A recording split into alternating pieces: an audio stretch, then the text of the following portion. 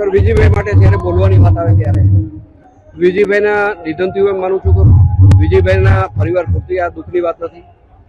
વિજયભાઈ જે રીતે સમગ્ર સૌરાષ્ટ્ર અને કચ્છની હારે જે રીતે નાતો રાખ્યો છે, જે રીતે નાનામાં નાના કાર્યકર્તા હારે ખભાએ ખભો મિલાવ્યો છે, જે રીતે વિકાસના કામને સૌરાષ્ટ્ર કચ્છને અને ગુજરાતને અગ્રતા આપી છે, એમાં ખાસ કરીને મારા વિસ્તારની વાત કરું તો ગોંડલ વિસ્તાર આરે વિજયભાઈને કુદરતી જે લગાવ હતો એમના તરફથી અમને એમના કાર્યકાળ દરમિયાન જે વિકાસના કામની જે ભેટો મળી છે, મને લાગે છે કે ગોંડલની પ્રજાને પીવાનો પાણીનો પ્રશ્ન હંમેશા માટે વિજયભાઈના શાસનમાં પીવાનો પ્રશ્ન ભૂતકાળ બનાવ્યો છે.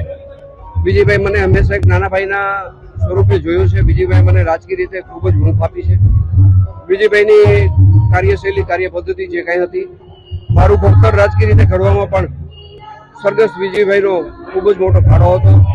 વિજયભાઈના જવાથી હું એમ માનું છું કે પરિવારને નહીં, રાજકોટને નહીં, સૌરાષ્ટ્રને નહીં, કચ્છને નહીં પણ સમગ્ર દેશને આ ખોટ પડી છે. વિજયભાઈના આત્માને પરમ કૃપાળુ પરમાત્મા શાંતિ આપે એની પ્રાર્થના કરું છું.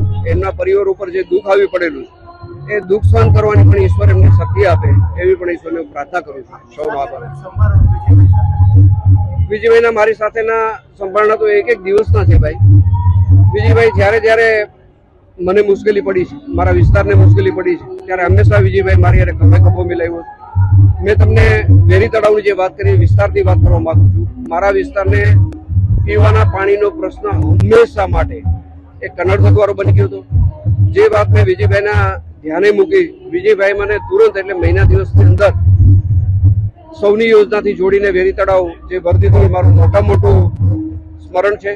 ગોંડલ માટે મોટામાં મોટી આ ભેટ છે. અને ગોંડલની જો વાત કરીએ તો વિજયભાઈના જવાથી એક અમે બધા મોભો ગુમાવ્યો છે, એટલું બધું અમને દુઃખ છે.